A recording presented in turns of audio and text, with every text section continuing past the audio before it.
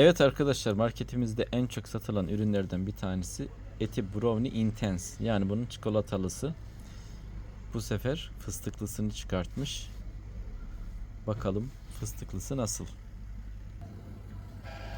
Evet, içi de bu şekilde yeşil yeşil olmuş. Bakalım, keselim şöyle, bir de içine bakalım. Demek ki içine fıstık koymamış, dış kaplamasına fıstık koymuş. Gelelim şimdi en heyecanlı ana, tadım anına. Bakıyorum, fıstık tadı gelecek mi? Hiç fıstık tadı gelmedi. Bir daha.